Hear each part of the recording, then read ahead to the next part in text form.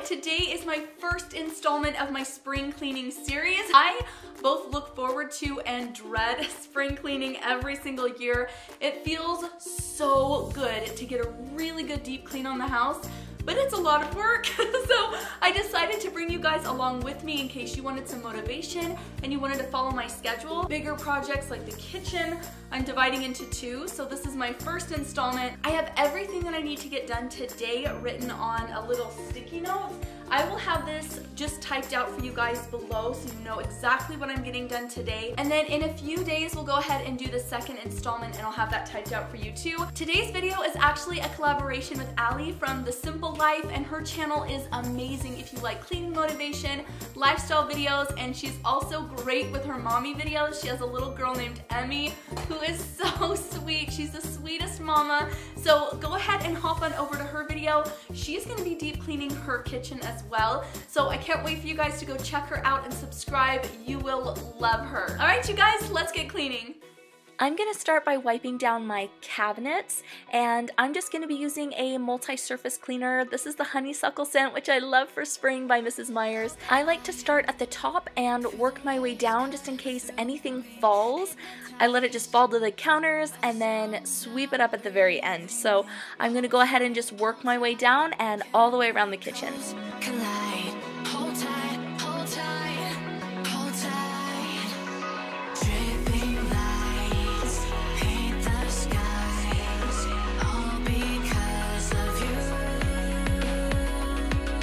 Dripping lights paint the skies, only you.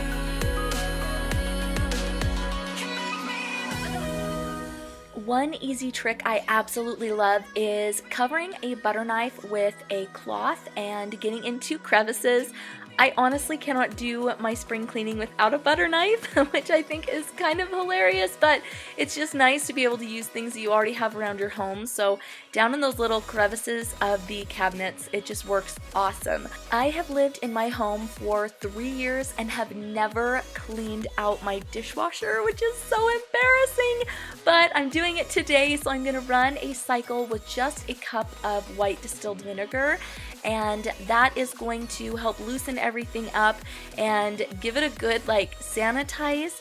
And I'm gonna let that go while I work on my microwave. So this is an old hack that I still love to use, where you microwave a bowl of water. I love sticking lemon in there, it's just really fresh, and the steam really loosens things up in the microwave. And as you can see, my microwave really needed some attention. This doesn't take very long. Once the steam's loosened everything up, it's super easy to wipe down. So again, I start at the top, letting everything fall, and finish up at the bottom of the microwave. Hold tight, dripping lights paint the skies, all because of. And then one thing I do like to do is take out the turntable and just run it under some warm water and use some dish soap and scrub it off. It's really easy. Again, this does not take much time at all. And the end result is so nice. It just looks so much better. The space between the oven and the countertop gets really, really grimy. A lot of food gets stuck in there, so I'm going back at it with my butter knife and a cloth, and I'm just scraping out all of that hardened food, and it came off so quick, and there was so much grime in there. I was really grossed out, but so happy to have it clean. I wanted to give my oven a quick spray down. My stovetop wasn't too bad, so I just took a microfiber cloth and again my multi-surface spray, and I'm just going over everything. There was so much dust, a lot of grease stuck on here, so it looked a lot better after I did this. I'm going to remove the racks first, and then I've made a little concoction, equal parts baking soda and vinegar. Now this is a really thin consistency. In fact, I wish I would have left more baking soda in the mixture and less vinegar. I just feel like this was a little bit runny, but it still worked. I went ahead and scrubbed out the bottom of the oven. Now unfortunately I can't remove my grates or my burners. I'm not sure what they're called, but they're stuck in there. So if you can remove yours, you are lucky.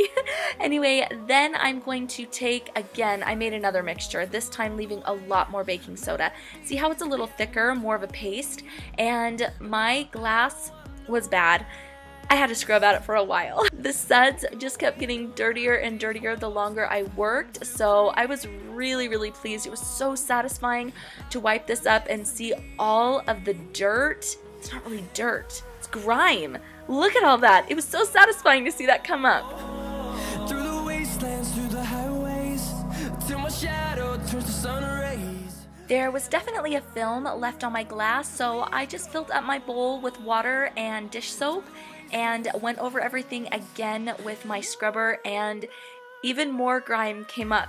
Again, this second time going over it, I was so pleased with how this turned out.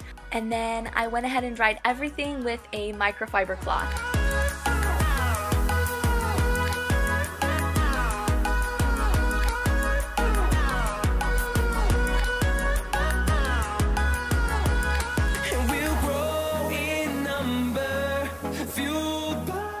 Next, I'm going to share with you how I like to clean my stainless steel. This is the Method Steel for Real. This is in the Apple Orchard scent. The directions on the bottle say to spray onto your damp rag directly, but I find it leaves streaks, so I like to spray onto the stainless steel and go ahead and go over it with a dry microfiber cloth. Now, this is a little bit pricey, I'm not gonna lie. Something that works equally well is a couple of drops of olive oil.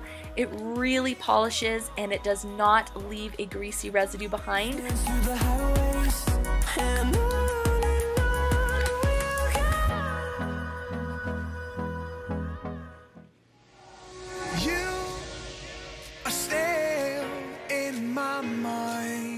The pantry door and door frame and the walls were looking really grimy, so I went ahead and took my surface spray again and just gave everything a quick scrub down.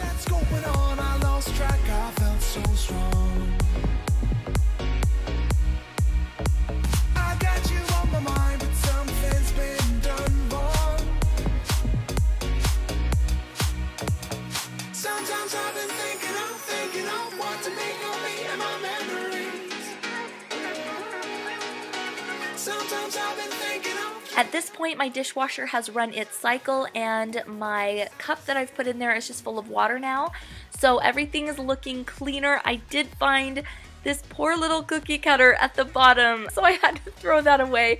But I'm actually going to do a second cycle with baking soda. So a cup of baking soda in the bottom of the dishwasher, and this is going to help remove any stains. Alright you guys, we did it! My kitchen already is looking so much better. There have been like little nitty-gritty places that have been driving me crazy, and I've been able to clean them out, and it just smells so good. So if you are looking for more spring cleaning inspiration and motivation, don't forget to subscribe. I will be doing several more installments of this series, and you can just clean with me, which I think is so fun not to do it alone. Also, don't forget to hop on over to Allie's channel. Of course, I will have it linked for you guys below. I cannot wait to see her tips and how she cleans her kitchen. The question of the day for this spring cleaning video is, where do you guys start? I would love to know in the comments. I always find myself starting in the kitchen because I just feel like it's the place where I find most odors come from. There are definitely odors in the bathroom, but I love the kitchen smelling nice. It's where I spend a lot of my time. So I love starting in the kitchen. Where do you guys start? Let us know in the comments down below. Thank you guys again so much for watching. Have a great day, and I'll see you soon. Bye.